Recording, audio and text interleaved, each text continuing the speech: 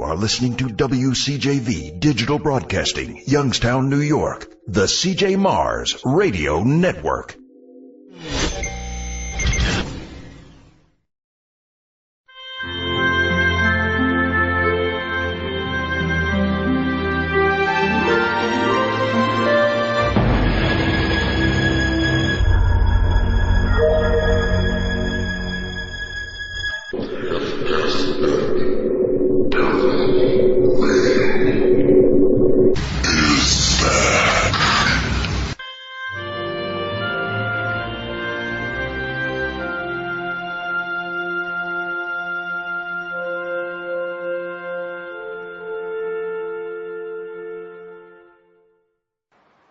Hey, we're live on WCJV Digital Broadcasting out of Youngstown, New York. You're listening to Past Dead Paranormal Radio with your host, Roger Belt. And before I bring my guest on, I want to introduce a new show that's coming to the network this Friday night at 8 Eastern.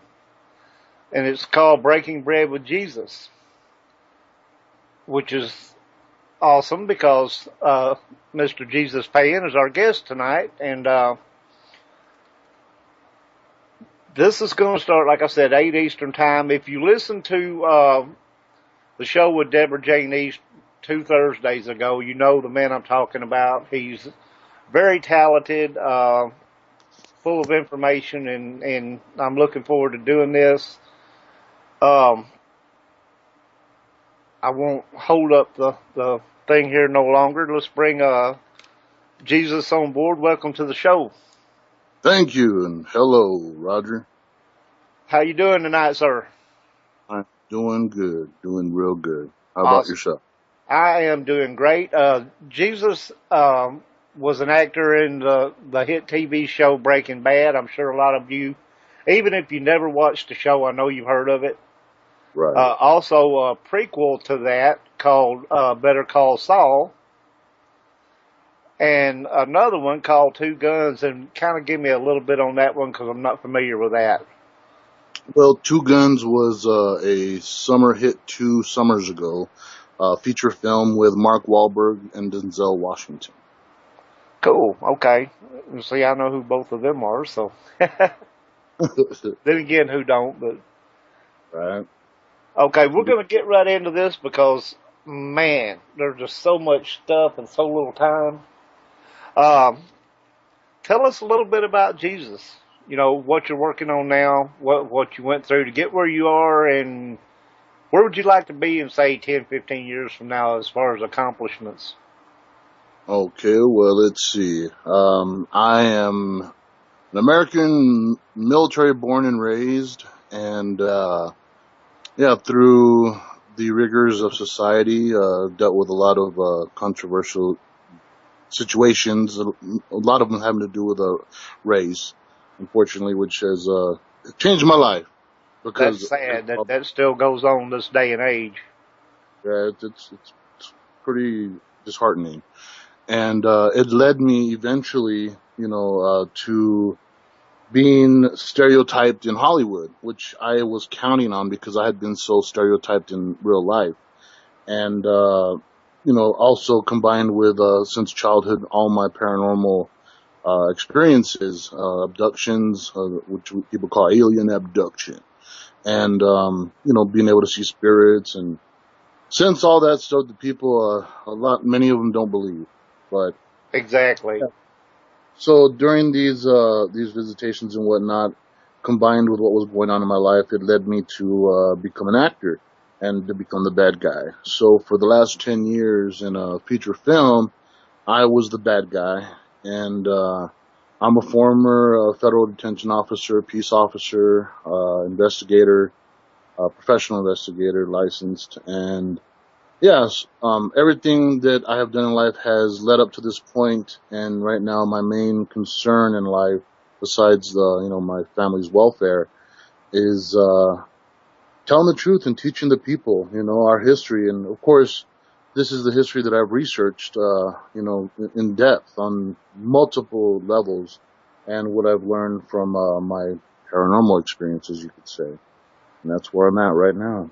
And as for I'm working on. My apologies. I just came out on Travel Channel 2 nights ago for Monumental Mysteries as the UFO expert for the Socorro incident.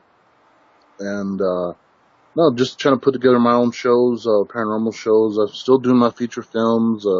Second season of Better Call Saul's filming right now. We just got nominated for 7 Emmy Awards, so I'm really excited about that. And yeah, just trying to keep busy and got my new show now, so I'm super excited about being on the network. You know, CJ Mars, that's awesome. And yeah, now I'm going to be going this weekend to Shiprock, where the Navajo Reservation is, and I'm going to be doing the men's convention or conference. Conference for mentors. I'm going to be speaking there, and then I'm going to be meeting up with the headquarters of the spill in the river from the EPA spill that happened in Colorado, and it's devastated the reservation and all their crops. And I'm going to go up there and try to see how I can help in whatever way. Awesome. Hey, did anybody hear that besides me? When you were talking? There. Okay, it kind of sounded a little bit like a moaning sound. Well, that's weird. Yeah, I thought so too. And I'm not hungry, so it wasn't my belly. Wasn't mine. I just ate not long ago. So, anybody eating on here tonight? Anyway, that's some awesome stuff, dude. Hello to everybody in the chat room. Kimberly, Data, Mars. Hello, chat room.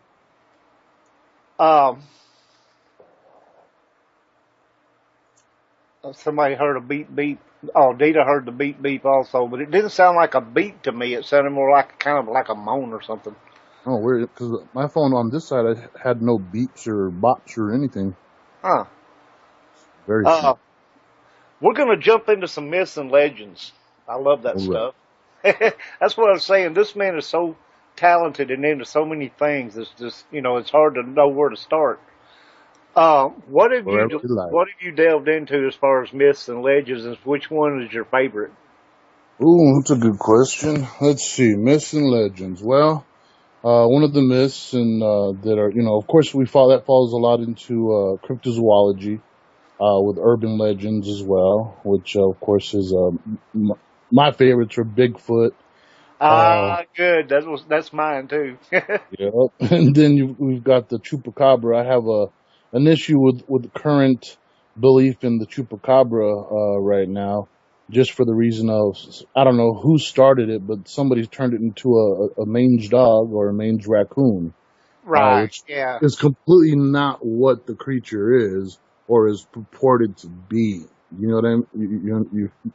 Have you seen those newscasts where they're like, we believe we got the chupacabra, and you got a couple and like, yeah, it's right here in the cage, look. Right, I saw that. They show it, and it was a raccoon with mange or a coyote with mange, and they it's like, come on now, not like either it was purposefully, somebody set up disinfo for that, because of the actual true story and history of the chupacabra, which leads back to the South America and Venezuela, that a UFO was downed, or it was a military experiment gone wrong and they escaped.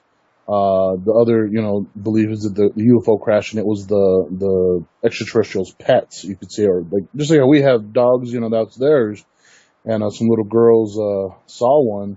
And they thought it was the devil because it had red eyes. It was walking on 2 feet, and it had clawed feet and clawed hands with 3 claws, and it had spikes going down the top of its head, and had big red eyes, and it was a brownish green skin.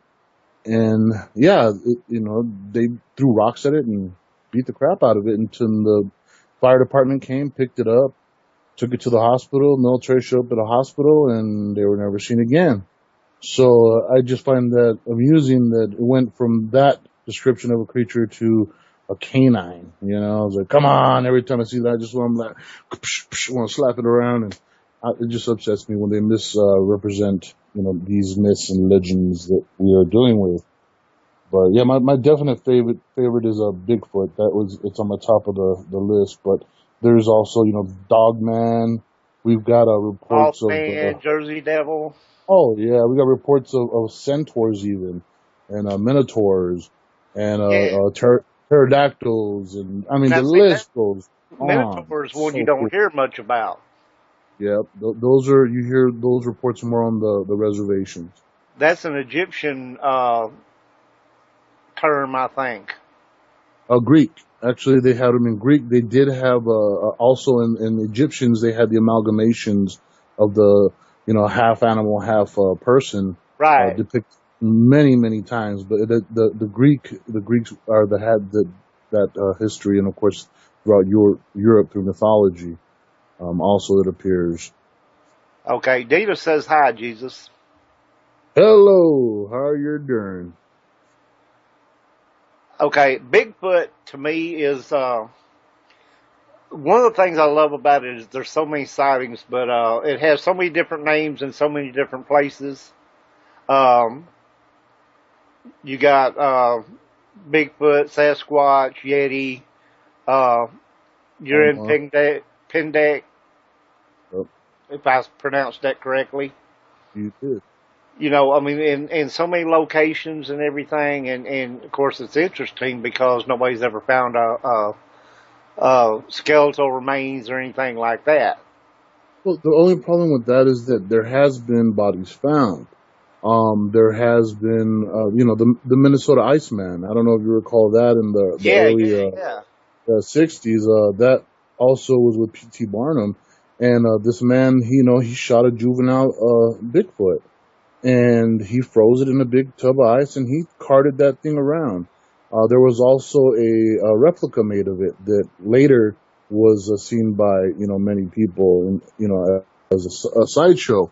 But the original, like one of the researchers, Lloyd Pye, that saw it in person, I believe he was able to see, a lot more detail because he was in person, of course. But they let him really look at it for a good while. They even had I believe, a anthropologist study it for 3 days. And then there was actual plasma rising from the wounds where he shot it in in the eye and in the hand. Yeah, raising through the ice that froze. It ribboned out. Those are the sort of things that really hard to fake. And at that day and age, with you had the Planet of the Apes, at being at our epicenter of incredible special effects for Hollywood. It amazed me people still doubt these older sightings and of different things happening.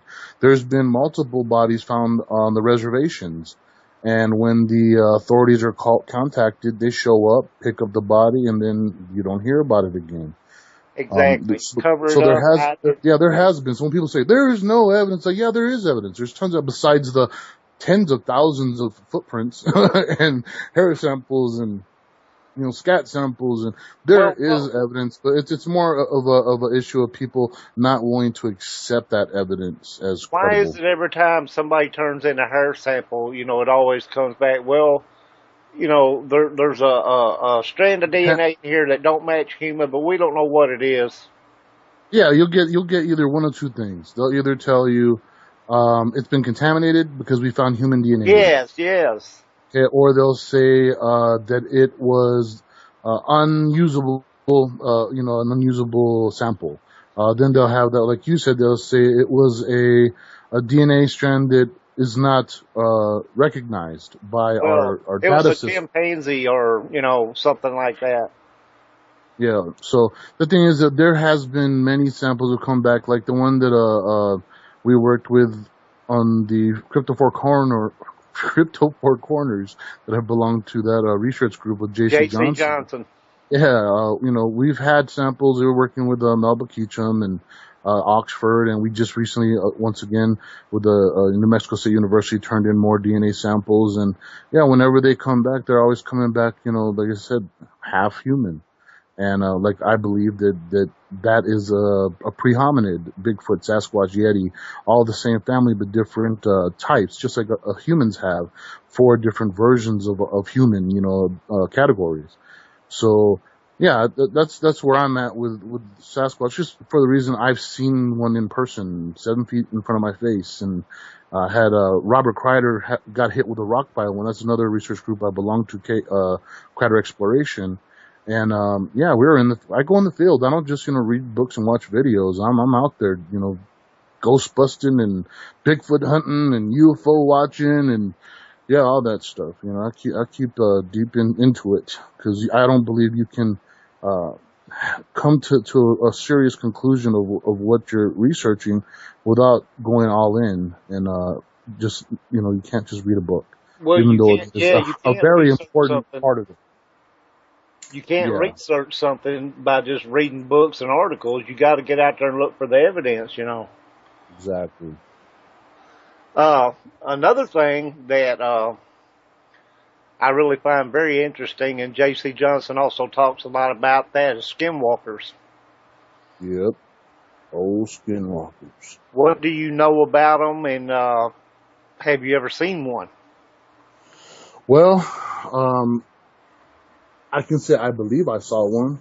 I don't have proof, but they're associated with the majority of the time with the Native American, and which would be their lore, our lore. Really, I'm Native, but yeah, it's still considered also in the realm of mythology. But it is what you could say a witch doctor. A witch. It's a male witch that will put on the skin of a wolf or coyote and transform into a combination of the two, which would be like a werewolf.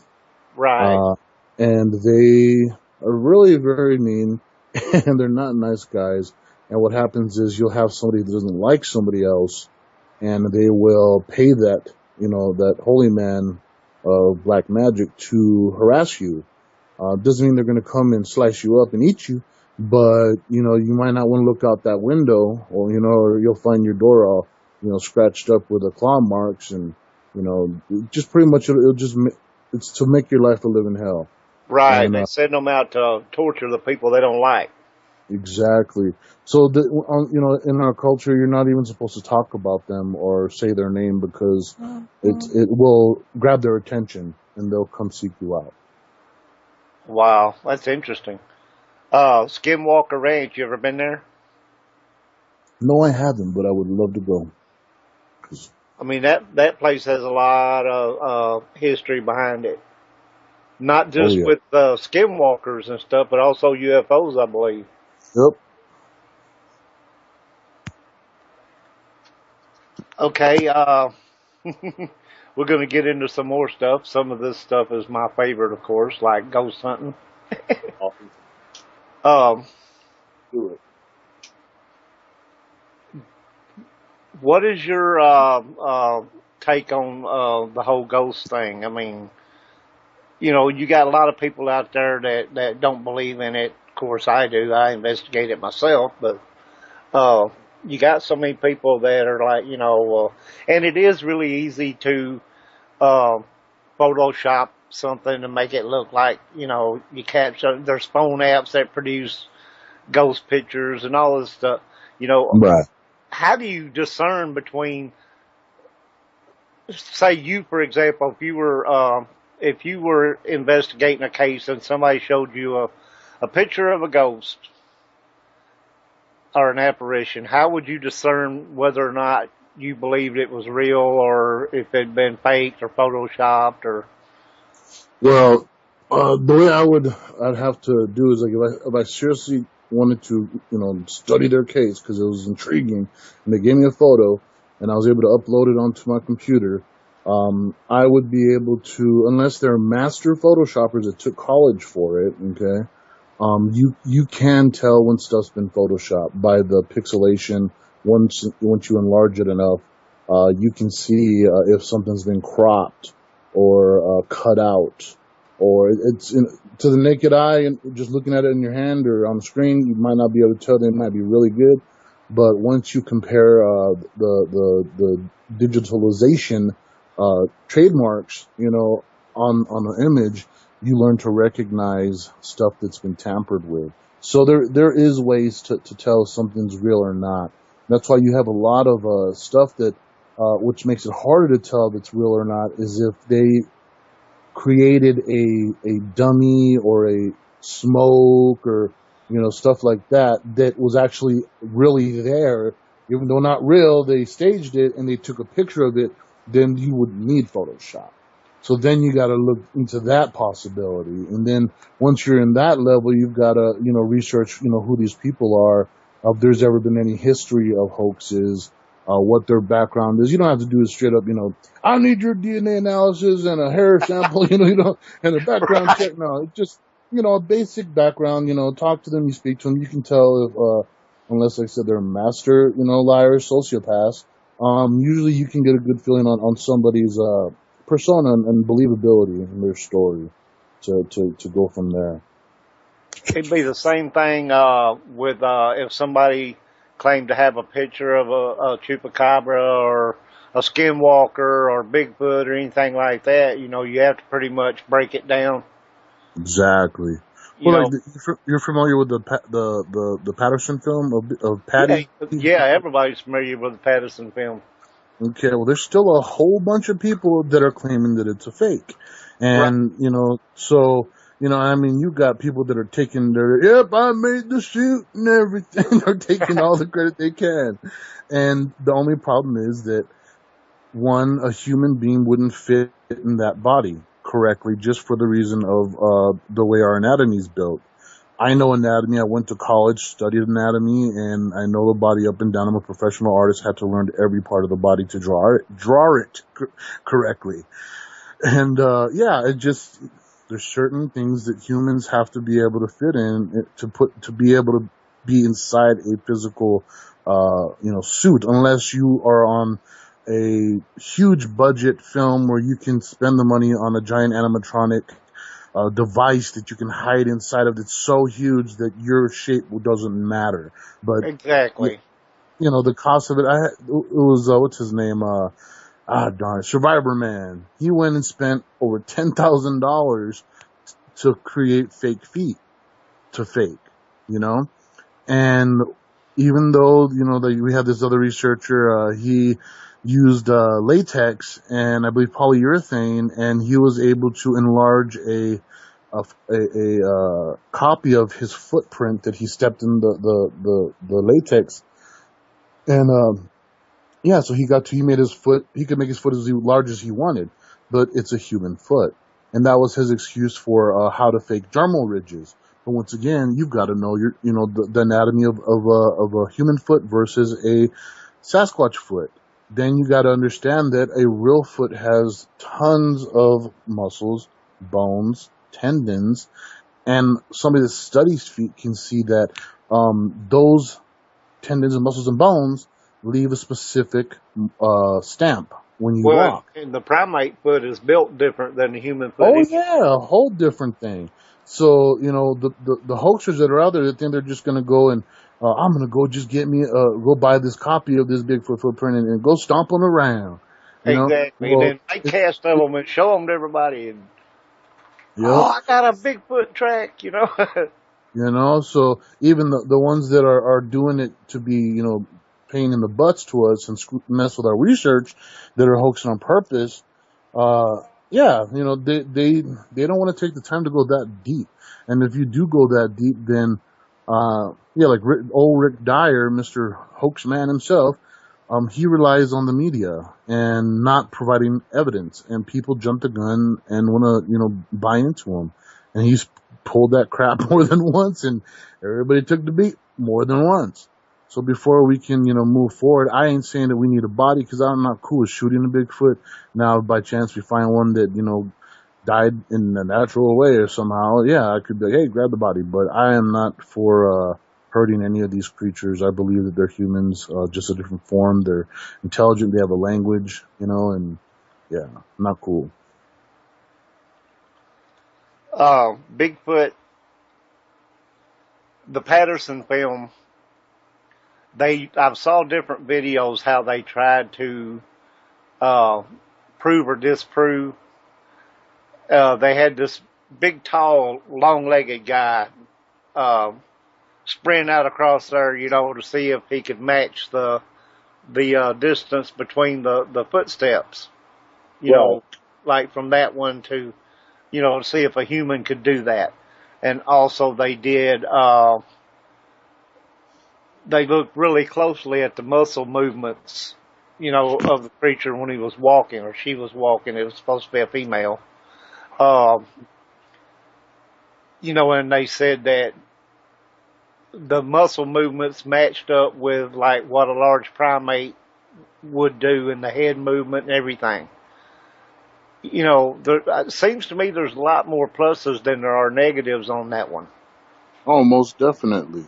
And like you were saying, I'm familiar with that footage of that the tall man. He's an actor, walking, trying to copy the strides and the motions and the walk of this creature.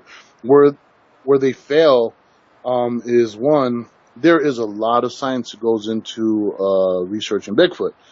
People just think it's a bunch of crazy dudes in fatigues running in the forest. Oh, there's a Sasquatch. And it's not just, that. It's actually, there's real science to researching and understanding the way physics work. And if you send that big tall guy, sure, say he matches the foot stride, right? And say, sure, he's wearing the big fake feet. And sure, he's got the most state-of-the-art costume on and it looks super real.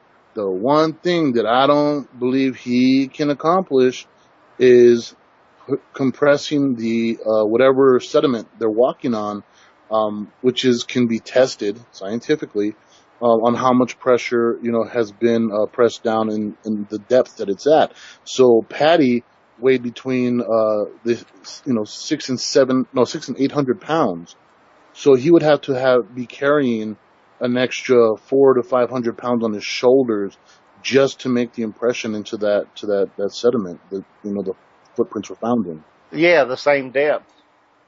Yep. So there's so many different reasons that I say that this is genuine footage. Not to mention the musculature of the actual creature. You can see the actual musculature, and in those days they did not have that technology for Hollywood monkey suits. And I know that I live in that world. I know the people that work on all this stuff. I don't have the budget to make all this stuff and make fake movies and all that stuff. That I don't have the money for that. I am a very humble, modest man in the world of money. And just like all the other researchers out there that know my plight, costs money to do our work. And that's one of the things I wanted to mention to any of the listeners out there. My friend Roger here, he has a GoFundMe account, and the website is www.gofundme.com/A3PVZVXS. And you can donate money to help him out, work on his vehicle. It is in disrepair right now, and without a vehicle, he can't get around, and then we have problems with him being able to do this show. So we want to keep him going. Please do donate some kind of money to help him out here. And yeah, we appreciate you, Roger. Hope it Well, helps. thank you very much. Yes, sir. Like I said, I love Bigfoot because, not just the Patterson film, but you have other, now you can go way back, 1800s. Oh, yeah. And people talked about seeing this creature and footprints of this creature and all this stuff like that, being attacked by this creature. How could you fake something like that in that day and time? Oh, exactly. And why? Why would you even need? Yeah, and why would you, For YouTube, there was no Twitter and there was no Facebook. So it wasn't to get like me's. They didn't even have phones. So the only people they knew were in their areas unless they were, a world traveler. But once again, there would be no reason besides ridicule to get from that. Like there was you're familiar with Jeffrey Kelly? Yes, I interviewed him also. So he had talked about this one incident in the 1800s when one of a Bigfoot got hit by a train, and they carried the body, threw it on one of the carts, took it into town, and they described it. It was big and stinky. It took multiple men to carry it. Had a really foul odor. And like I said, there's been plenty of bodies. So whenever people say there's been no bodies, you're like, oh, stop it and do some research. There has been. Well, if one is found now, it's like you said, though. If one's discovered now, you can bet, that Uncle Sam in the military is going to rush in and take it and get rid of it, so nobody, it doesn't get to be made public. Yeah, the only thing we can do today, what I recommend, which I ain't saying you go and do it. I'm just saying this is what I would do if I happened to come across a deceased Sasquatch. I wouldn't go to the military. I wouldn't call the police. I wouldn't know. I would go somewhere public with multiple people with cameras to film me with the creature, and from there, have somebody from the medical field there to verify that it is a actual physical being, not a dummy. And then from there, I'm sure all hell break loose and all kinds of ABC companies will show up, and I don't mean the TV kind of those ABC groups, they'll show up as soon as possible. But that right there would officially end the it's not real, argument. Okay. Sad, that's the only way people are gonna, seem to listen, even though we've had plenty of proof and we could have proved it in the court of law. But I'm a firm believer that the media, ABC, NBC, all that stuff is owned and operated by Uncle Sam. Oh yeah. And you're only going to see and hear what they want you to see and hear. Exactly. Well, that's why YouTube and the internet is so important, and why it's so scary that the government has the capability of shutting it off. And see, they're trying to take that over. So the stuff that are direct and quick communications, because usually you can get stuff uploaded or put on Facebook, and it has to be reported first before they'll take stuff off of the air, because they don't realize what's going on until it's happened. And, something like that, I know the Bigfoot community, and it's a pretty small community, and pretty much everybody knows who everybody is that's been, anywhere inside the world of Bigfooting, and it would spread like wildfire. It wouldn't take long at all. Exactly. Let me hold you up just a second. We're live on WCJV Digital Broadcasting out of Youngstown, New York. This is Past Dead Paranormal Radio with your host, Roger Belt, and our special guest is Jesus Payan. And we are talking about the very interesting Mr. Bigfoot. The cover-ups, man, they want to cover up everything. Why? Well, that's a definite Alice's rabbit hole type situation. The deeper you go, the more crazy it sounds. But for those out there that do research all this stuff, it goes all the way back to astronomical, zodiacs, secret cults, secret societies, hiding, histories, because it's been common throughout ancient history. Whenever whoever won the war wrote the history, and they would deface any evidence of that person's previous reign as their way of, going, ha ha, we won. But so much has been hidden. There's lots of agendas. There's lots of deals, backyard dark deals that have been done that would make us very upset as citizens towards our government, and they've backed themselves in a corner. They really have, by hiding all these different things from us, true histories. I don't know if anybody's heard of the government Bible, which it's supposed to be the real version of our history and the real version of the Bible, unedited. There's so much out there that ties together with what's going on right now, and we only see one layer, and there's multiple layers. below each one. There's somebody works for somebody on every level, and when you think you're at the top, you're not. You know, No. Yeah, I don't care what kind of clearance you got. Somebody's got one higher. exactly. That's the Now, best way I can put it without pointing fingers. You see, yeah. you Do you know, think that the government would? I don't know why I even said that. Of course they would. If the government could get a hold of one of these elders that could produce a skinwalker, would they use it to their advantage? Yeah, they would. Only why I even said that. right away. Well, that's one of the conspiracy theories. Bigfoot conspiracy theories believe that the military is using Sasquatches for their own private super soldier agenda and I've heard using their that too. So yeah, our military has always done that. That's the whole reason for national security clearances is because it's all related to war, and the last thing they want is the other side to have the same technology or better than they do. So Exactly. in the name of I want to be able to kill you first. That's why they hide all that stuff, and of course, it's for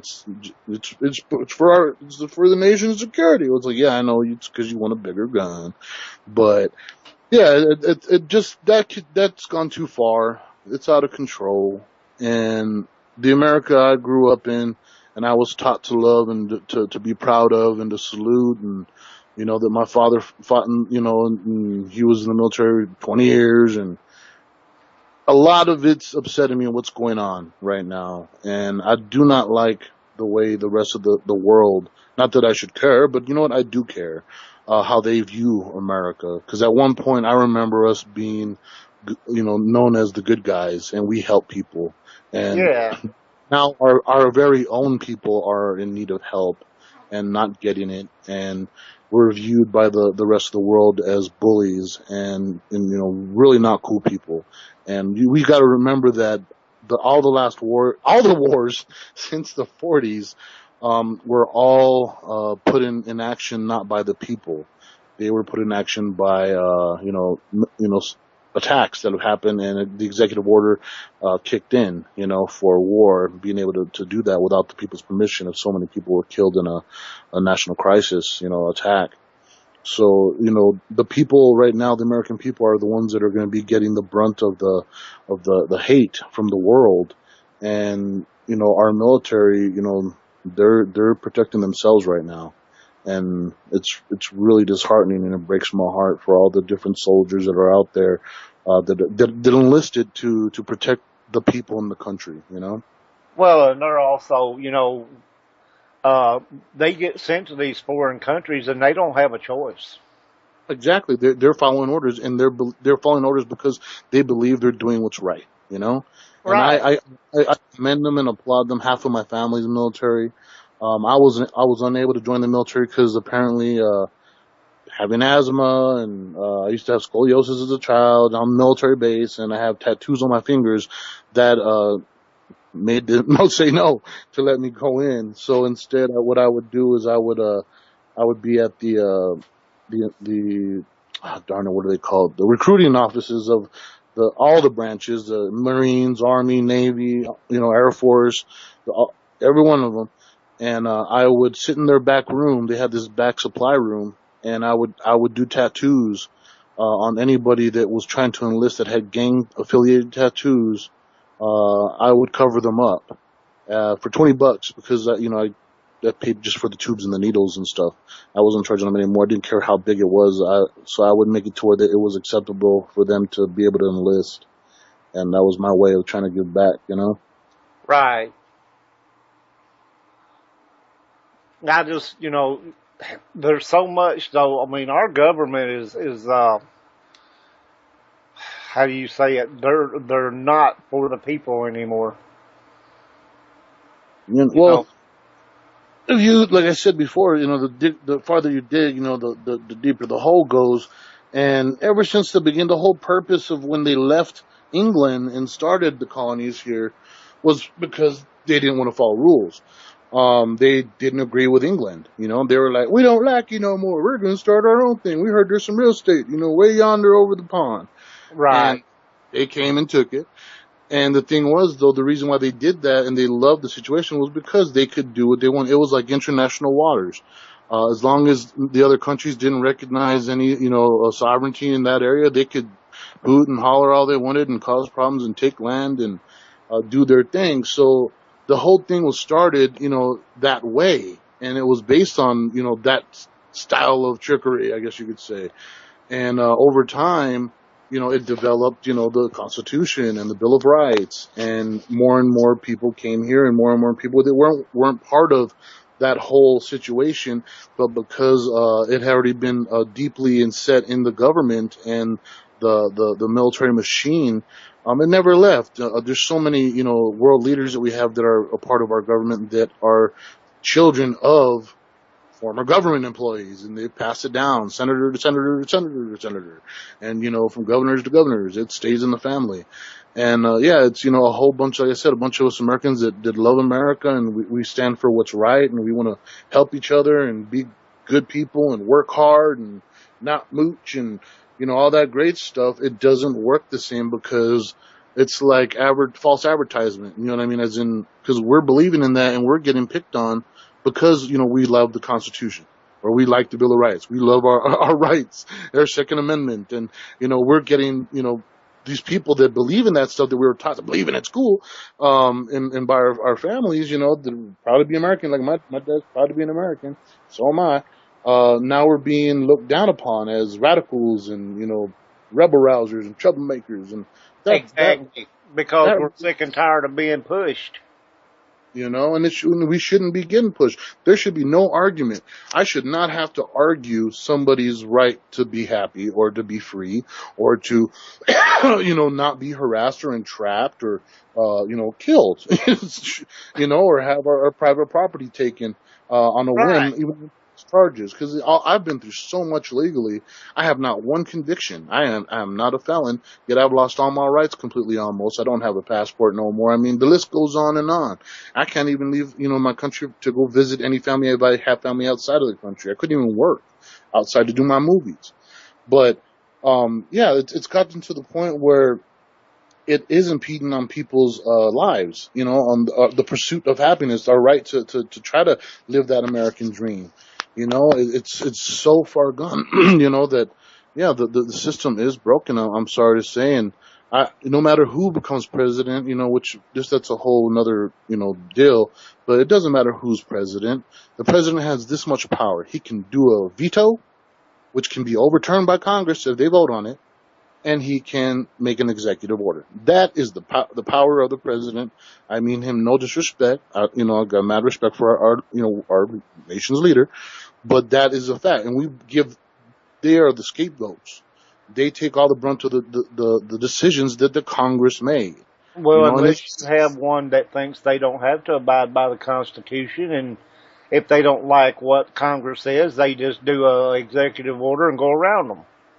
Well, exactly. So we have to really look into what has been done and what has been said and what Congress has pushed for, and whose families, who's related to who, and who's been backing who all, and there's a lot to it. It's a lot more than just it's the president's fault, because every president that we've had so far has been into some shenanigans and caused lots of problems, and depending on their publicist and which channel isn't working for them, is putting out, all kinds of different, things for the people to believe. Right. So, you also got to follow the puppet strings that are attached to those presidents and see who's up there with the little wooden thing. Exactly. So that's what I'm saying. People need to really look past just, the what's being danced in front of us, and it's way deeper than that, and there's way more people really in charge of what's going on that are not even, in the government, Right. They're the ones with the money and the control. Yes, sir. They're often called the Bilderbergs. Yep. And I was looking in the chat room and somebody was talking about, they're making it against the law to collect rainwater. Come on. Yep, you can get if you don't if you got looking. Of course, every different county has their different regulations, but I recommend you check with your county office first or your chambers of commerce, and you find out if it's okay for you to collect rainwater because all kinds of laws have been passed without us even realizing. Yeah, and we've done turned this into a whole governmental conspiracy thing here, but you could get into something really easy. Um, I even lost track of what I was going to say, but it's just too easy to get into, because the government. The rainwater, that's what you're talking about. Yeah, we're talking about collecting, telling us we can't collect rainwater. And of course they're going to come up with some stupid EPA reason why, it's bad, we can't do this, blah, blah, blah, blah, blah. Um, where's it going to end? That's my question. Right. Well, I can tell you how I'd like it to go. Well, yeah, I mean, Jesus Jr. would like it to go. One day, the government doesn't get mad because we end up telling them, oh, we're going to have to restaff completely. And we're going to put right. term limits on congressmen, and everything has to be, transparent. And I don't care how many black projects you got or whatever, you want to say it's for national security, it will be revised and budgeted, and there's no hiding from it. And the Federal Reserve is no longer a part of the American economy or country in any way or form. And they need to be jailed. Well, heck, I watched a video here not long ago where this uh, elderly ex-army guy got uh, put into, I guess, basically the CIA, Uh huh. and he knew about these black projects and all this stuff, and our president didn't even know about them. Well, that's the problem. Everything's been compartmentalized. So, what happens is you get one of the ABC groups, the FBI or CIA or any of those multiple, like I said, 3-letter groups, and they will be like, okay, well, we're going to open up this deal here, start this program or this, exercise or whatever they want to name it this time, but because we don't want nobody else to know about it, we have to make it top secret, okay, for national security. So they make this program. And within this program, they're like, hey, I have the idea for this new program. It's a super duper program, but we can't let everybody here know what's going on because it might, leak out to somebody else. So they make their own program within a program within a program, and it becomes out of control, and the left hand can't speak to the right hand.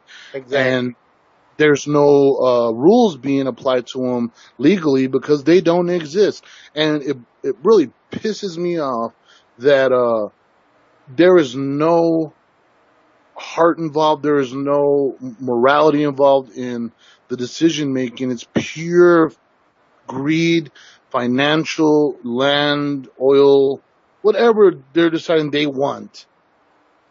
Human beings are taken out of the equation as one of the least important parts of them.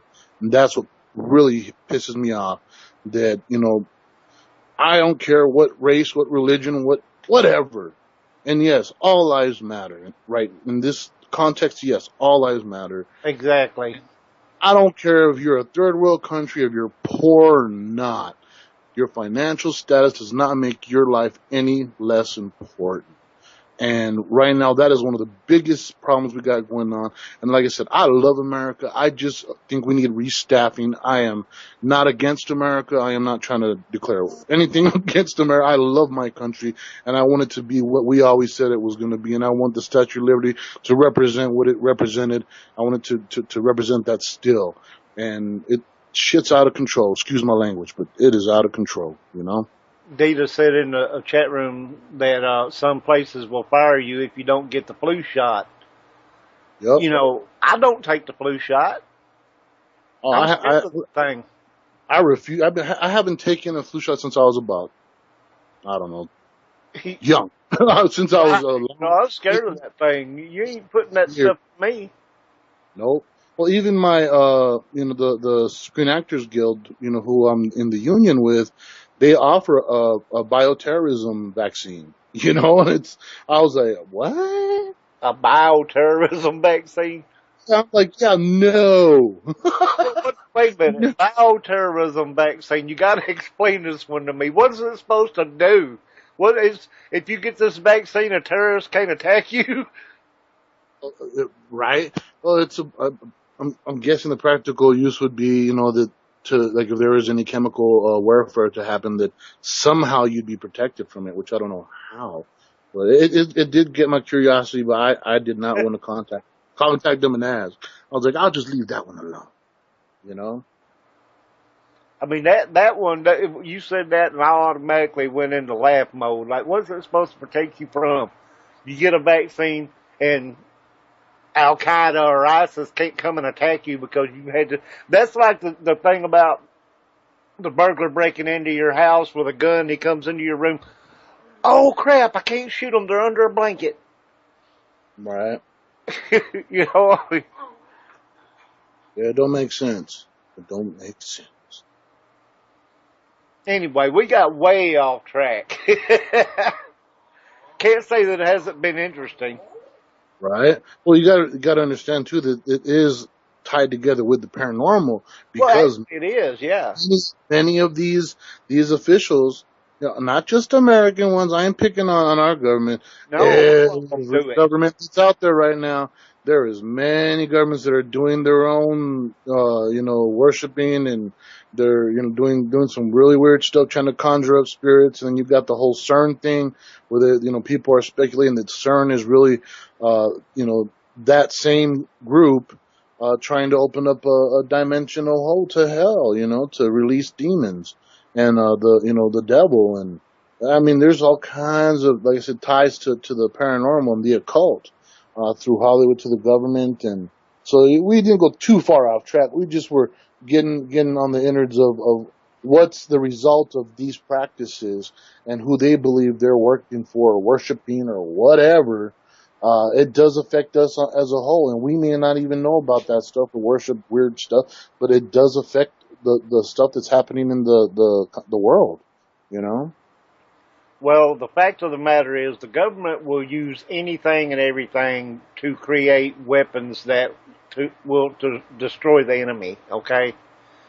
The sad part about the way the situation is now is we're becoming the enemy. Yeah. The people, are becoming the enemy. We're becoming the terrorists because we don't agree with how they're running our country. Yep. Well, I don't want to. Okay, controversy. So, to me, this is controversial because it hurts the whole, what America was made for. But from sitting back and looking at what happened when they left the colony, created America. And what it looked like I said, it was not a long term, but a 200-year land grab, mineral grab, what's that called? Patsy, I guess you could say, to make a whole bunch of money, have free labor, and use it all up as best as they can, and then get rid of, as many people as they can afterwards. To wash away that memory of what they did, and right. it just reminds me of the many numerous times of previous civilizations that rose and fell. If your government and your history of the government and who owns America, literally the land, and why we have to have states, why it's not just one big area with just counties, and cities. But yeah, there's a lot more to it, and why we have Social Security and where that money goes to exactly, how the England is tied to, the Queen is tied to the property here in America still. And it goes deep and deeper. And to me, it looks like it was a really big scam. They said, let's create a company Run it over there. We'll get rid of whatever's in our way. We'll use up all the resources, and when we accomplish what we want to accomplish, and use the local people, for what we want them to be used for, don't worry, we'll get rid of them, and we will continue in our way. Which is the story of the Illuminati and the Georgia Guidestones. Talk about reducing the population to 500 million people. So that would be, getting rid of about 7 billion people or more. Oh, you know? yeah. So it's nothing new. It's not something I'm just like making up or going, I'm paranoid. It's more of what I've researched, and these are real, secret societies and cults that really want this. And Henry Kissinger and Bill Gates and quite a few other of these, elites have what's his name? Not Ted Bundy, Ted Turner. Ted Turner. Ted Bundy wanted to reduce the population a little bit too. Right, Ted Turner and all the other guys, they've all said it. They've all said that society will not be able to continue forward. The human race will not survive unless they figure out a way to reduce the population. And they said they all gave the same exact number. We can reduce it down to 300 to 500 million people is the ideal amount of people we need on this earth. The rest need to go somehow, Welcome, Big Bird. Big Bird is one of our loyal chat room people in there that harasses me for fun. Big Bird, good to see you here. I have a couple in there that like to harass me for fun. I won't mention any names, Dita, Big Bird. But anyway, one of the things that I'm thinking about this when we're talking about how they're taking away our rights and they're doing this and that, whenever the government decides they want to do something in a certain area, they don't give you a choice. You have to sell your homes to them, and relocate. Yeah. You just have to. You don't have a choice. So when you buy a piece of property and a home and you put your life into it, they can just go snatch it right out from under you. You got to start all over. Well, that's why you got to pay a property tax. Yeah, but even when you do, what I'm saying, why are you paying a property tax on a property you've already paid for? Exactly. None of it makes any sense. We're leasing the land, and as long as you pay that rent, that property tax, they won't kick you off that land. But the day you stop paying them taxes, boy, they're gonna take it quick. It's just ridiculous how bad things are, and it all ties back into the paranormal and all of this stuff. It all ties in. They tried to use remote viewing, to gather information. Yep. They sure do. They tried to use psychics to, do stuff for them, like the whole thing, like, the spoon bending thing. They tested all these people and, if they could, say that again? Telekinesis. Yes. To be able to do stuff, like from a distance or something, What they did was, the CIA, they have programs. They still are using them. They're not done. It takes 50 years for them to unclassify something that was been classified. So we're hearing 50-year-old news, and there's a movie called The Men Who Stare at Goats. Do you remember that? Yeah. George Clooney. Yeah, so that movie was based on those trials when they first started that program. Not when they just tried it out. That's when they started it. And they were using, mental telepathy for communication. They were trying to see people could see through flashcards to see if there were a star, or a squiggly line, or a triangle. Then they found out about astral planing and using that to have agents go under and leave their bodies and travel, underwater, anywhere on the planet. All they had to do was issue them a longitude and latitude, and eventually they went farther out, and they've been testing, outside the Earth, through the universe. As long as there's a longitude and latitude, they can get there. And yeah, it's real. It's being used. It's very. They don't want to come on and tell everybody, hey, you guys can do this. The last thing they want to do is have us using the powers that were suppressed that we can use, and they just don't want us be using it on them. Exactly. We are at the hard break point, and we're going to take a break for about, I don't know, the boss hadn't told me 4 or 5 minutes. I guess 5 minutes, okay. You're listening to WCJV Digital Broadcasting out of Youngstown, New York. This is Past Dead Paranormal Radio with our guest, Jesus Payan, and we'll be back. Go fill your coffee cups, wine glass, whatever it is you're consuming at the moment. Don't be teetering and staggering when you go. But we'll be right back, y'all. Don't go away.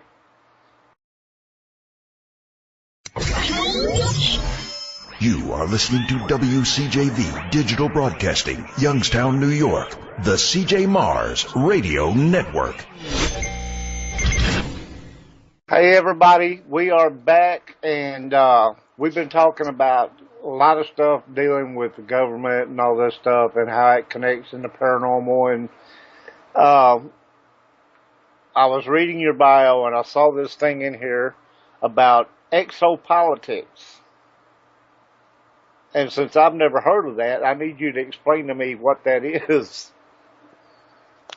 Exopolitics is the realm of what we're talking about with UFOs and that world and the politics of ufology. Okay, I'd never heard of that, so I was like, what the heck is exopolitics? Anyway, I had to ask that. No worries. And I meant to ask you, and like I said, we got off on all this other stuff, but do you feel that you have found any answers or proof of any of the legendary creatures that we were talking about? I mean, do you feel like you can say beyond a shadow of a doubt, yes, I can prove this creature exists? Or well, I say that with Bigfoot. It all, like I said, falls back to people not wanting to accept the evidence. We have the evidence that there's a creature that exists. People don't want to believe it. They refuse to give any of the evidence any credibility. Like I said, we have the DNA. Yeah, but you have it, but it never makes it out to the public eye. There's always some reason why it's not usable. Well, that's the thing. There has been stuff that's usable. They just say that it's contaminated because it has human DNA in it, when that's because Sasquatches are part human. And as long as they keep on saying that it doesn't count, we can't show them DNA evidence, because it's going to come up, contaminated, because that's what they say. It's like an oxymoron, Like I said, it's because people don't want to accept the evidence. We have the evidence. We have the footprints alone, how many there are and how many are credible, and can be proven by real science, and the people that know how feet work. That doesn't matter. Like Dr. Jeff Meldrum, no matter how much he gets on History Channel and all Discovery Channel and says they are real. All the videos, man, I've watched a bunch of videos, and that show that they came out with, Finding Bigfoot or whatever. Yeah, I was on that show. How many of them are credible? Because some of them I know have got to be actors. Okay. Oh, you mean the guests or the hosts? I'm talking about the people that are out there supposedly doing the research. Oh, well, Matt Moneymaker, he's a real Bigfoot researcher with the BFRO. Then you have well, the one they call Bobo. He also was a real researcher, and before they had the show, he was on Discovery doing research for Bigfoot. And then you have Renee, the female. She is He's the skeptic, or was the skeptic, right? yeah, she still is. She still is. She is a biologist, a marine biologist, but nonetheless, she knows the biology of animals. You know, so and then of course all the years now she's been on the show. I'm really good friends with her. She's super cool, but she doesn't, she straight up says, hey, until one is in front of me and I see it with my own eyes, I will not say that they're real. She goes, no matter how many times we've heard, noises and all this stuff and footprints, she goes, until I actually see one physically with my own eyes, I will not admit that they're real. So she's still, she hasn't seen one yet in person, so she's still at that point. And then, Phil, I believe that's his name, Phil, the smaller guy with the gray hair, man, I probably got his name wrong. I feel so bad. He's a really nice guy. He's super cool. He's working with Jeff Meldrum. He's a real researcher. The ones where you have to question, is some of the people that are on the show that that they have turned in stories. You got the Todd. What's his name? Todd. It's on the tip of my tongue. Well, Todd Standing. He was on their show. A lot of people believe he's a hoaxer. He had actual footage and pictures of Sasquatch faces up close, full detail. Nobody could prove that he was a hoaxer, but a whole bunch of people wanted to say he was a hoax because he has such great footage and photos. They said that because his sister was a makeup artist in Hollywood, they're all fakes then.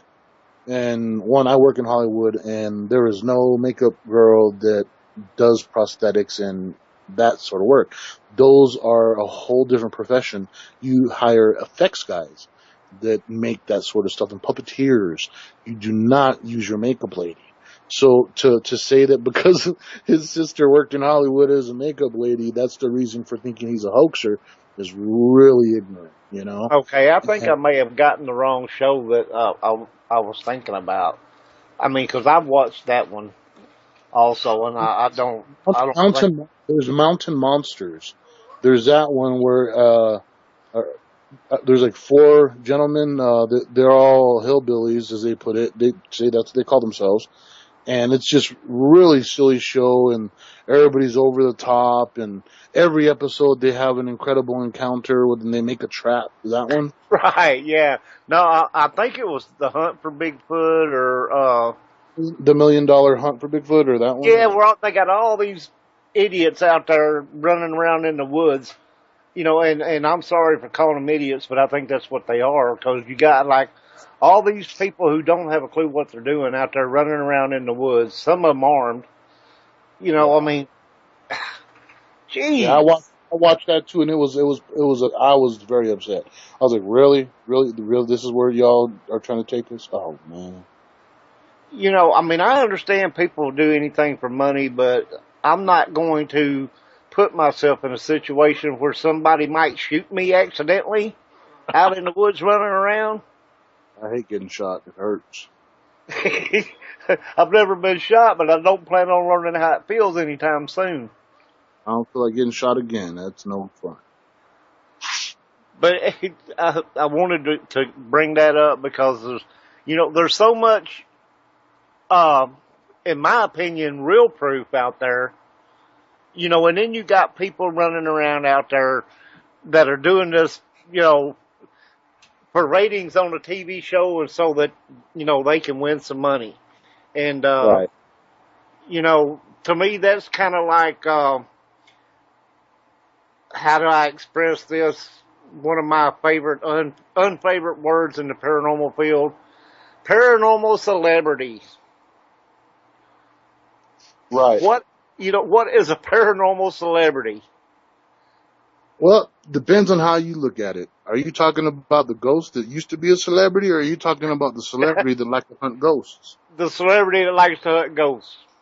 Yep, that you would have to be at least a B-list actor to be considered a paranormal celebrity, Well, or and even the ones that C-list. they refer to mainly are the ones like Zach Douchebaggins and um, you know, Ah, that show.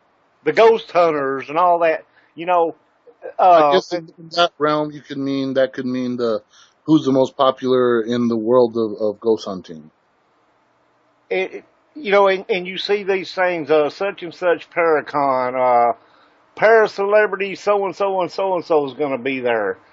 I put my pants on the same way they do, and I do the same thing they do. I just ain't famous, and don't want to be.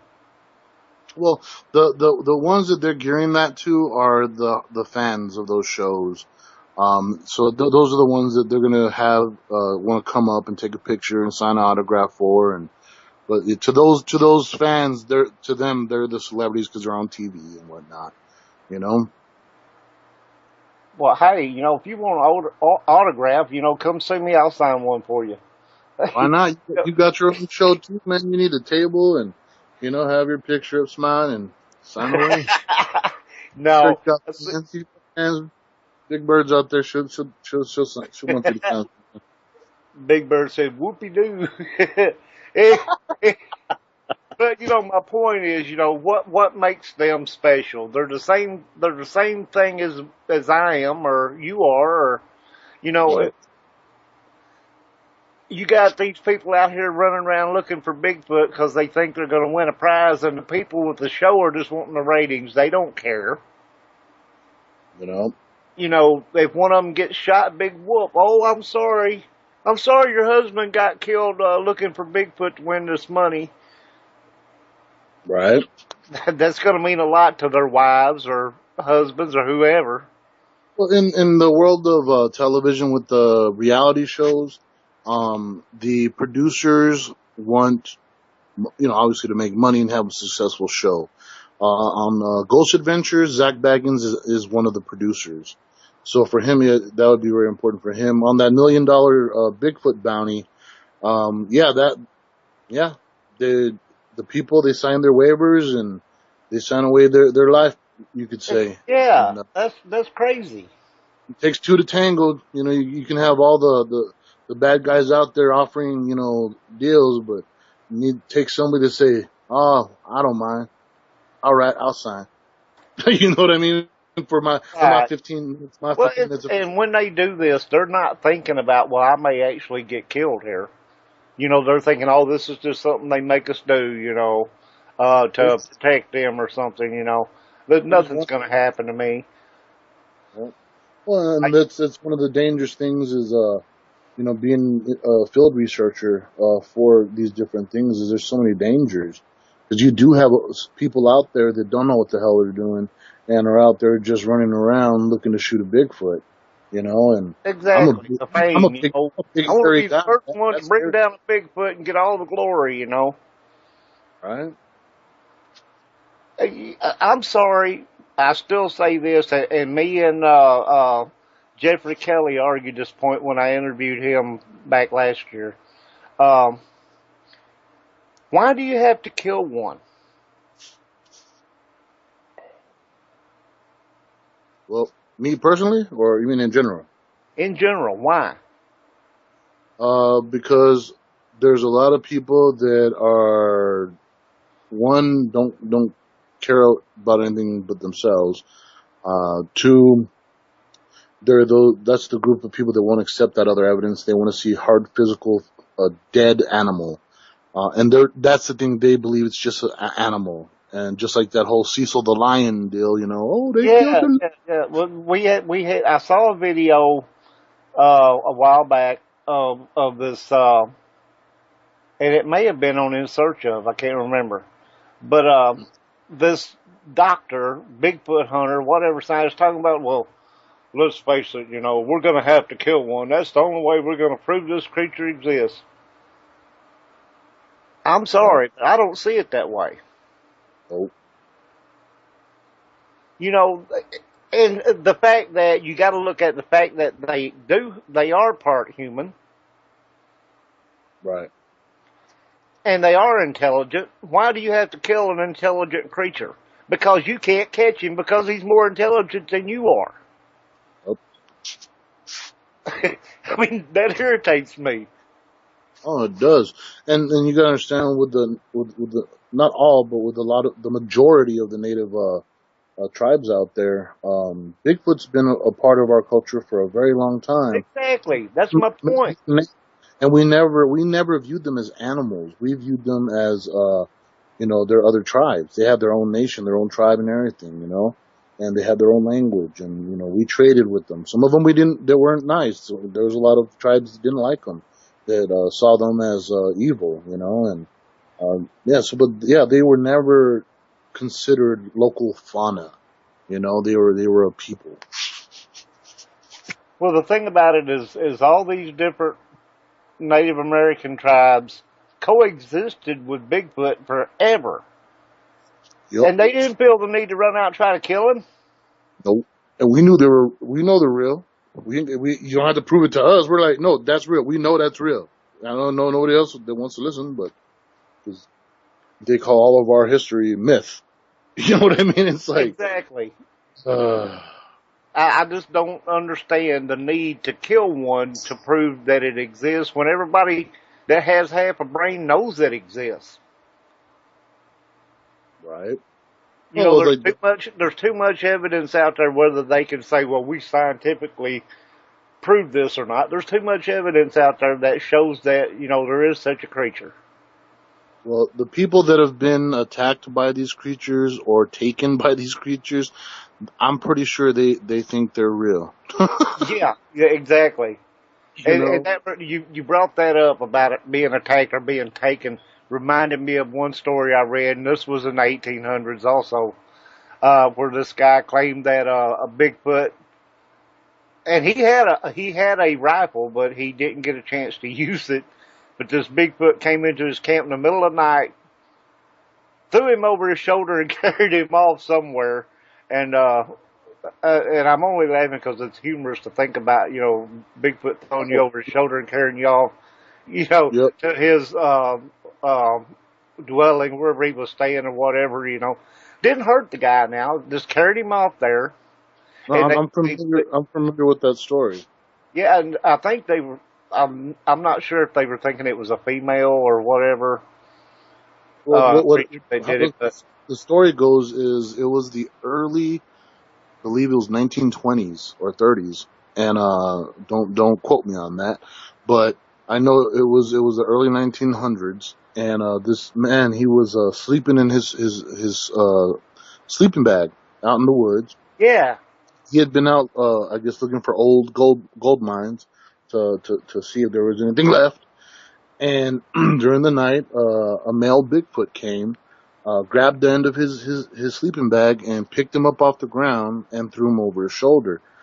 After a few hours of walking, the Sasquatch put him down, and when he came out of the bag, he saw that there was a whole family of Sasquatches in this what he described as a almost like a sinkhole type area, of rock, or it's just below the ground, kind of. But yeah. There was a male, female, and two children, which were male and female. And after, I'm not positive on how many days he was with them. It was 2 or 3 days, and he had his tobacco, and he gave them tobacco, and they ate it, which made them, sick. And during this time is when he was able to escape. I got a couple of questions here in the chat room. CJ says, what does the Native American folklore believe that Bigfoot symbolizes? Well, it varies from tribe to tribe, honestly. But they believe that, some of them believe that they're our brothers. They're protectors of the forest. Some other tribes completely do not like them whatsoever, where they are deemed demons almost, and they're there to steal your children. And that's what the natives would tell their kids, that the wild man will get you if you don't, eat your dinner. or something, but Right. pretty much the boogeyman. But there was a lot, of tribes that did trade, with Sasquatch and saw them as another tribe, and that they were one with the earth and the protectors of the forest and the Now animals in the that forest. I've heard that one, protector of the forest. I've heard that before. Okay, another question is, and this is on the funny side of things. What about Right? the girl that claims he had good sex and a child with Bigfoot? Somebody did what when? What about the girl that claims she had good sex and a child with Bigfoot? Well, from what it sounds like, it was good, and sounds like a future Hollywood love story that I There would you love go. to, There you go. But I see it as not being that not possible, even though it sounds silly and outlandish, just for the reason of historical references to times that Sasquatch or wild hairy men would come out of the forest and take the natives, boys and girls, depending on which came out. If it was a female, they'd go for the boy, and that they would impregnate the natives, and the girl would come back pregnant from this creature and bear a child. And in Russia, there was actually one, they called them the Alma. They didn't call it Bigfoot. It was a female Sasquatch, and they caught her, and they dug a deep pit, threw her in it, and after 2 years of isolation, and they broke her. And when they pulled her out, they used her as a slave and also as a sex slave. She had 4 children, which I believe the first 3 died because when she'd have the child, that she would rinse them off in the cold river, which I guess is normal for them, and that they could deal with that. But the human part of the baby can't deal with those freezing temperatures, and they died. So the fourth one they took away right away and raised that child in that village. And scientists were able to excavate the son's skull and test the skull for DNA. They couldn't find the mother's graveyard because it was so long ago that there was no headstone anymore. But yeah, so when that woman says that she had some good Sasquatch loving, hey, you never know. Say it's quite a possibility. Yes, sir. That's interesting.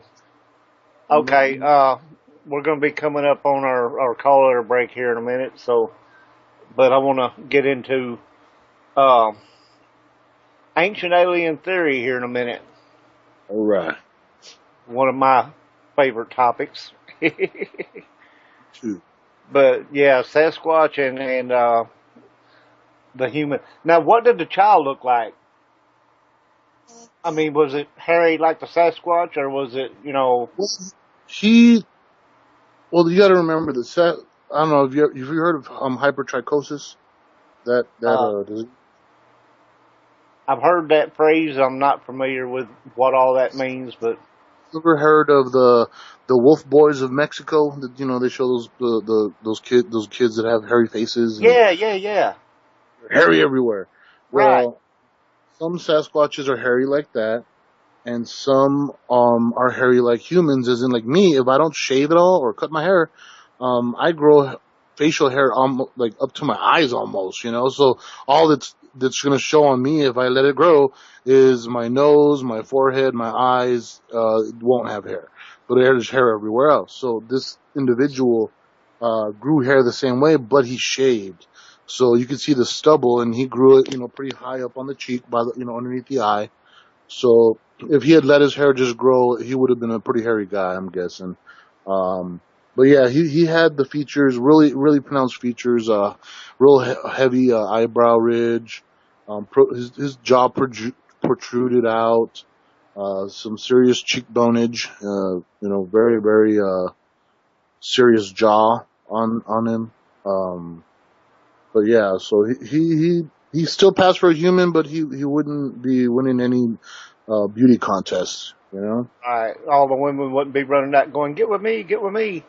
I think the women would be like, I think he's just a little bit too manly. you know.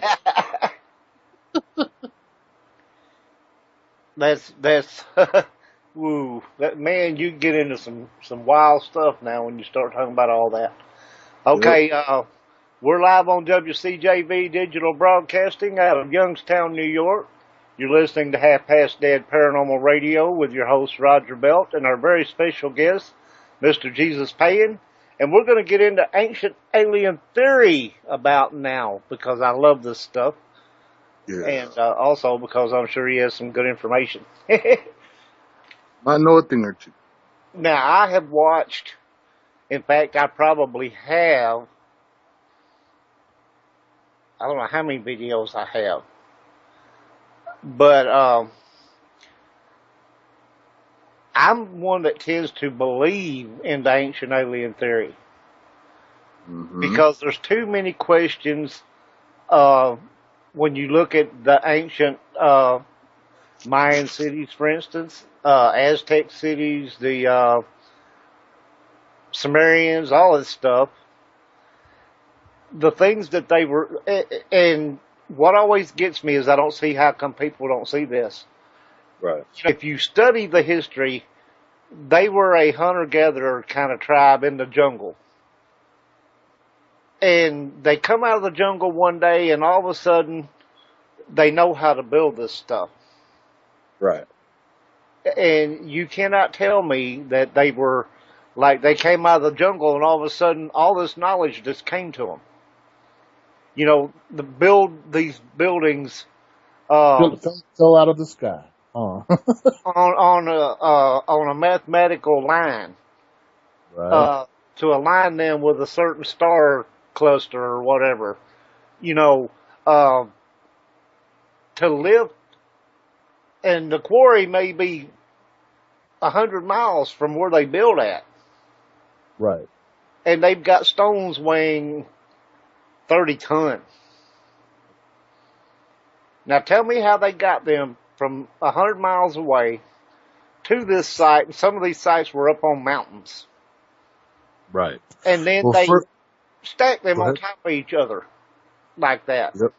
And they stacked them really well. And they're cut so fine that you can't put a piece of paper between them. Yep. Well, this is where we start off saying, and of course, like I said, I say what I believe, as in what I've researched and what's coming across.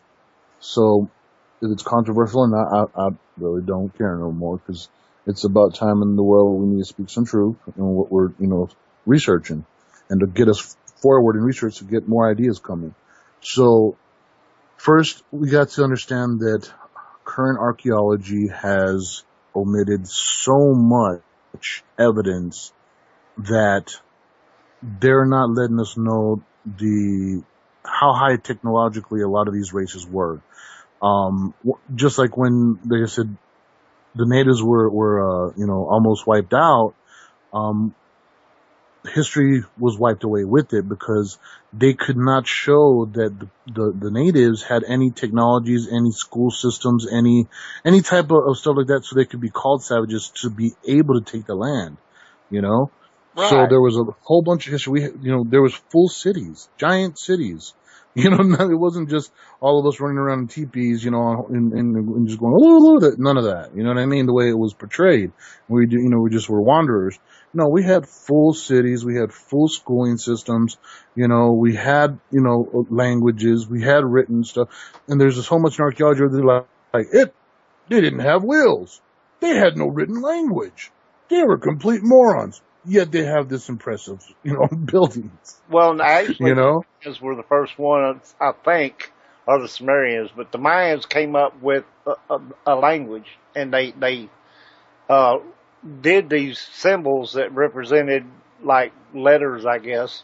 Hieroglyphs. They came up with a language, and it told all about their history and stuff. Oh yeah, well, that's a lot of people don't realize that. The Mayans, we had literal, observatories.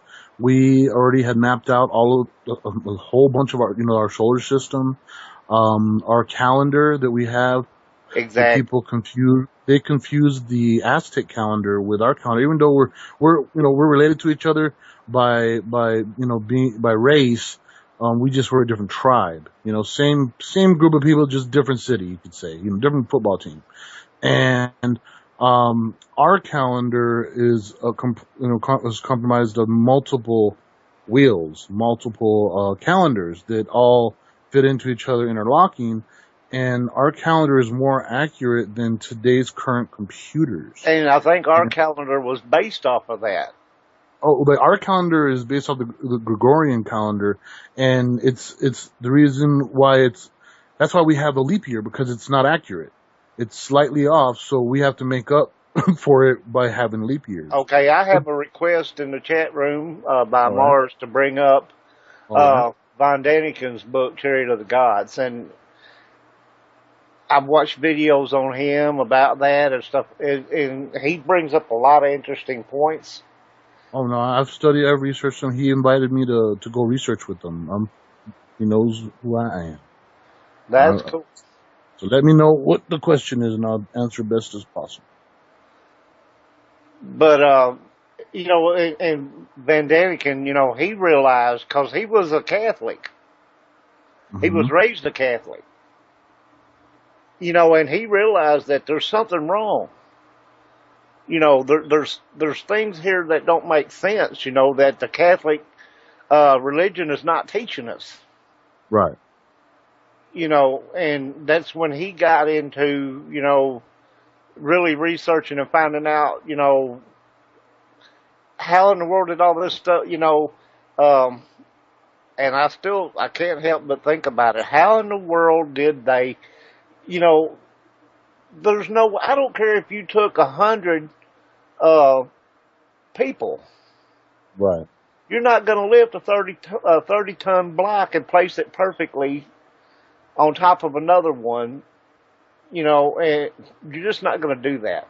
No, there's some stones that are heavy as the Queen Mary. Remember the Queen Mary? That's a big boat. And then there's some that are as heavy as 6, 7 Queen Marys. So there's a lot more going on, is what I'm saying, than they're telling us, and that's why it makes it so unbelievable that these people, these past people and civilizations were able to even accomplish this, because today we don't even have the technology to do it. And if you look, the equipment that we have, we can't replicate it. Oh. Mars in the chat room was saying, "Oh my God, he got to meet him. I'm so jealous." The fascinating gentleman. But and I can't think of all of them's name off the top of my head right now that are into the alien theorists, ancient alien theorists. But Van Daniken, and there's that one guy. I cannot think of his name. I can picture him, but I can't think of his name. George Tsoukalos? One of them passed away here a while back, last year, I think. Zachariah Sitchin? Was it him? No. Cannot think of his dang name either, but I can picture him. He's the one that I think that had the long black hair. You know which one I'm talking about? Yeah, I remember which one now, yeah. I think he's the one that passed away. But anyway, and the one dude, he cracks me up, but because of the looks he gets on his face. Is it the one with the hair?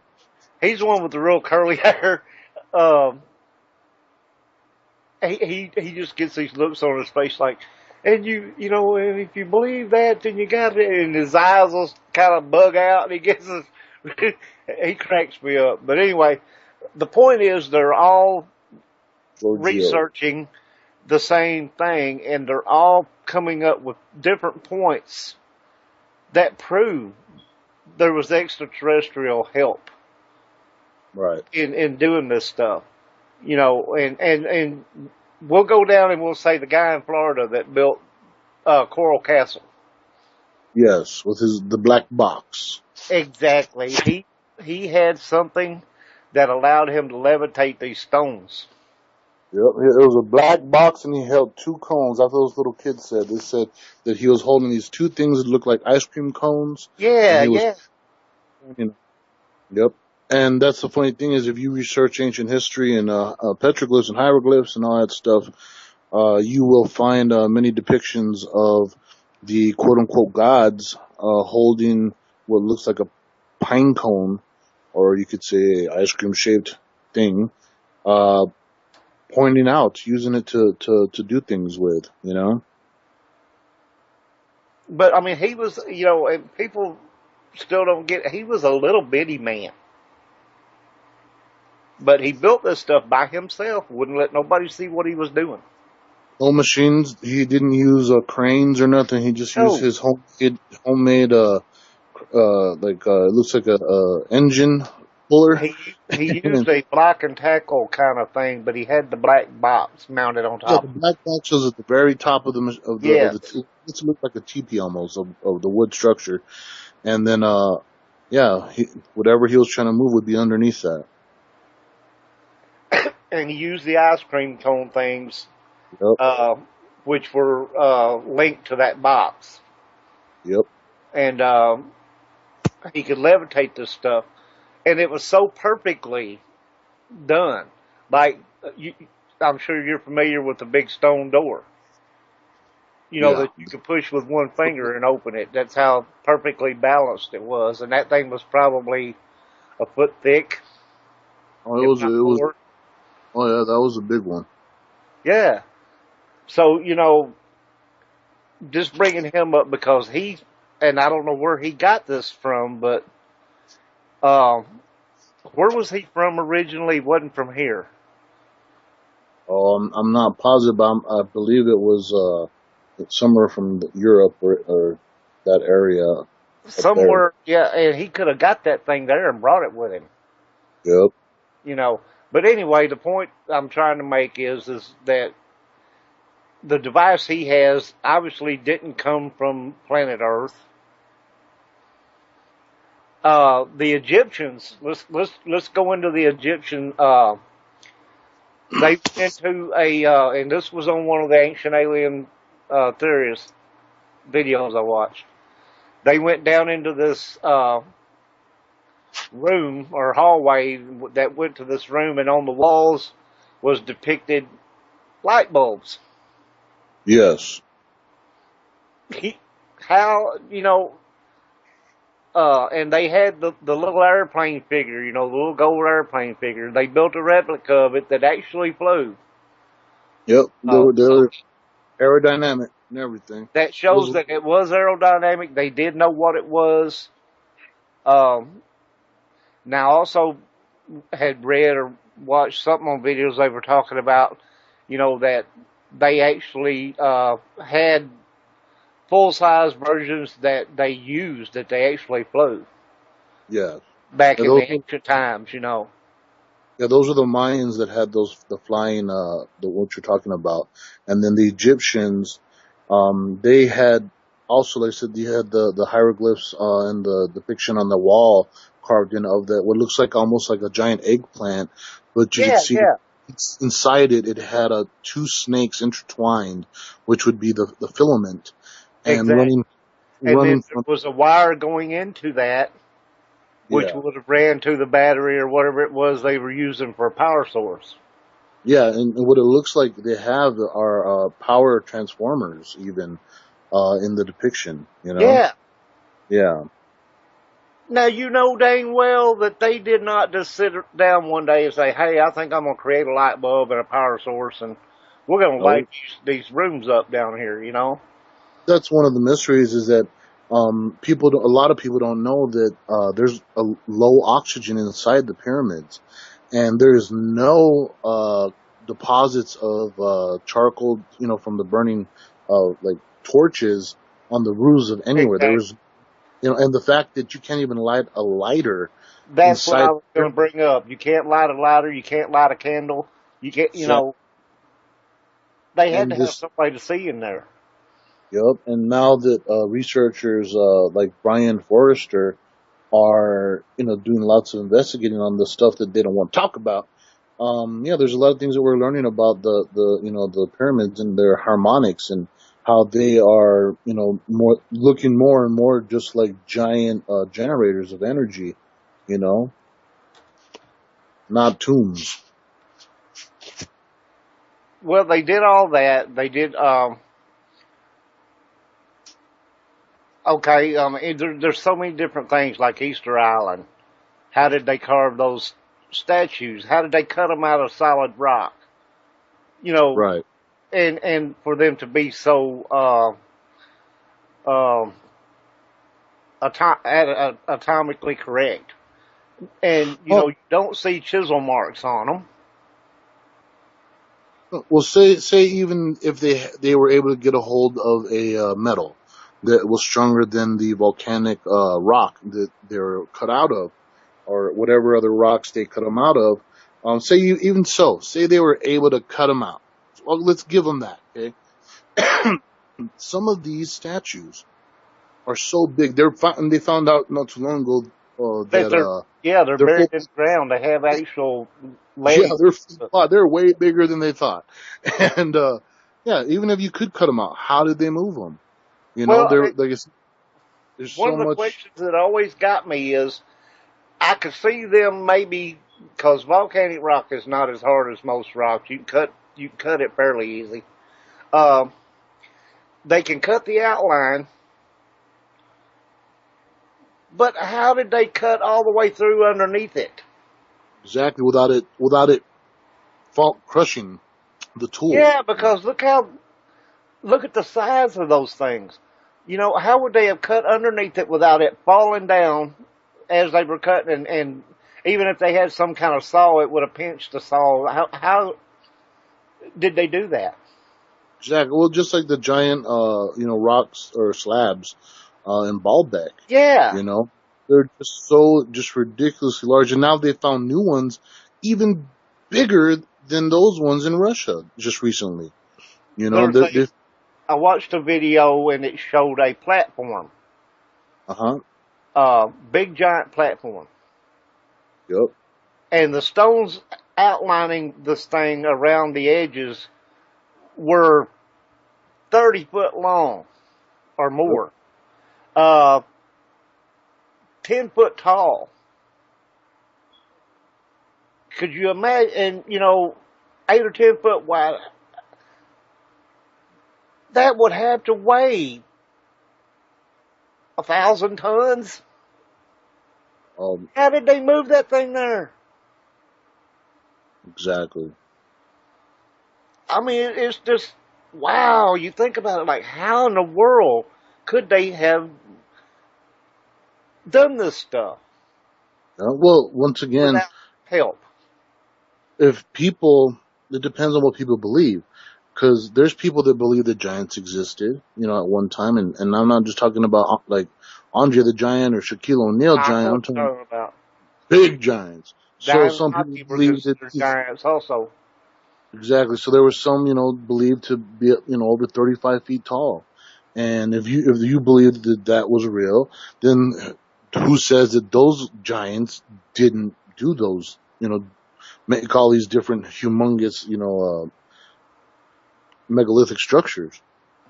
Okay, And then but you got, go ahead. is there any proof that when the Mayans built their temples and all that, that there were giants there to do that?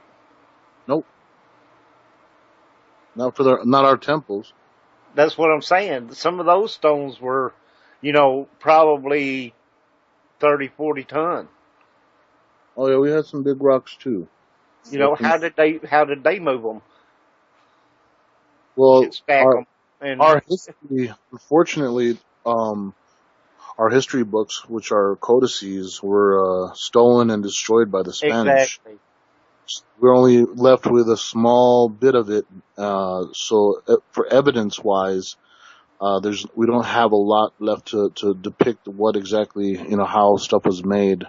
Only certain small depictions here and there, but there's an image of one of the gods holding, what a lot of different ancient civilization depictions have, a leader or their god, what looks like a little purse. And there was a depiction of a Mayan holding up one of those little purses in front of him, and flames were coming out of it, and it was showing him cutting rock, and it was saying that's how they moved the stone as well with this device. Right, which would put me in mind of some kind of alien device. A lot of people wonder if it's aliens from other worlds that came, or is it interdimensional beings?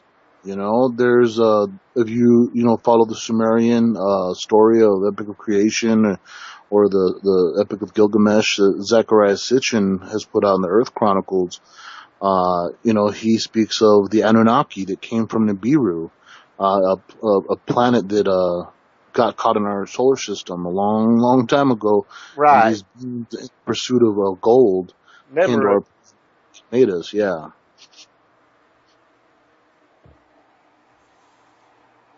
Oh man, it's just, it's unreal. You can ask yourself a million questions, you still can't find the answer. I tell you, like I said, that rabbit hole goes deep. Well, I wish I could be like Alice and go down there and see where it all came from, but we know that's not going to happen. But anyway,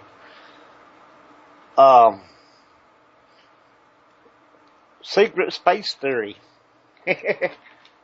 Real quick, let's talk a little bit about the secret space theory. Well, there is the belief, and which I think is real, that there is a secret space program going on. That NASA is pretty much a front, and they have us watching them send these ancient missiles up and down, over and over. When we possess way, higher technologically, we're going to call them airplanes, ships. We have a full, military presence in space on the backside of the moon. We have many bases, and we've been to other planets. Yeah. And the fact that UFOs do exist, they are real, and we've now created our own versions of them. Kind of like the United Federation of Planets. Yes, and the Galactic Federation. There's all kinds of Indians, and there's a whole nother. I mean, I've read about there being a secret base on Mars already, one on the backside of the moon, and no telling where else out there they possibly could be, bases that we have. You remember that we're speaking about remote viewing, right? Earlier, right? Well, they remote viewed on Mars, and this one group, they broke away from the military and created their own group. I'll try to remember the name. I'll research that and get back to you on that one. But they remote viewed on Mars, and they said that there was our military, that these military individuals were dressed in all black fatigues. They were, I guess, in this area where a machine that was there when we landed there, and they're trying to get it to turn it back on. Right, an alien device. Yeah, from previous, who knows if it was even us from a long time ago that, left that planet for whatever reason. There's such a long history. And, the fact that we have Sidonia, the face on Mars, the pyramids on Mars, and so many other anomalies found now through, all the images from the satellites, the NOEGS satellite system. Millions upon millions of images. And so many researchers are going through and finding tons of different things. Like the last big one was what looks like a woman standing outside with wind blowing in her hair, and you can even see her cleavage. So there's been so much found, that not being said or publicized. And it's like, they're hoaxes. So you're just calling NASA's images hoaxes? Because these images are from them. We're not making those pictures. They're sending us those pictures, Okay, CJ, no, we're not talking about flat Earth, and no, you're not bringing Catherine on to speak about that. End of subject. Mars said NASA had planned 3 more missions, 18, 19, and 20. According to conspiracy theorists, the Apollo missions had discovered ancient artificial structures on the moon and wanted to explore them without public knowledge. Right. That's plausible. Something else, let me back up just a little bit because there's something else that was brought up here. Let me see. Where was that? I just saw it a minute ago. Okay, where did it go? Well, heck, I can't find it now. Ooh, you lost it. Okay, I don't see it now. I could swear I saw something back there earlier. Anyway, man, the time has flew by. We got about 5 minutes left. Right. It's been such a pleasure talking with you. You have so much knowledge. I enjoyed myself, sir. Appreciate being able to be on your show. I'm really glad you did. We've been honored to have you. And if you want to put some links out, now would be a good time to do that. And y'all remember to come Friday night now for the preview or premiere of Breaking Bread with Jesus. With Friday night. Jesus Payan. And that's at 8 o'clock Eastern Time. Bring your lunch because you're going to want to stick around for a while. All right, if you want to be my Facebook friend and got some questions, you can reach me at facebook.com/JesusJr2012. Awesome. Do you have any websites or anything you can put out links to, or? Right now, I would say anything that I would want to steer them away from. Right now, the easiest way to contact me and see any of my stuff and information is through Facebook right now. Okay, we have a question from Enoch in the chat room. Wants to know why the moon rang like a bell when they landed on it. I don't know that, but it's possibly empty, or there's a city inside of it, but it reverberated for 6 hours straight, and they sent TNT back to it to try to reproduce this, and after they blew up 10 tons of TNT, it reverberated for 16 hours. Wow. Like a bell.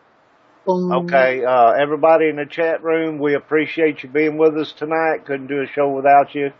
Thanks for coming. Everybody listening on your iPad, iPhone, Android phone, whatever, computers, however you're here. Thank you so much for joining us. Couldn't do a show without you guys. And without great people like Jesus Payan here, who honored us with his intelligence. You're such a smart man, I'm telling you.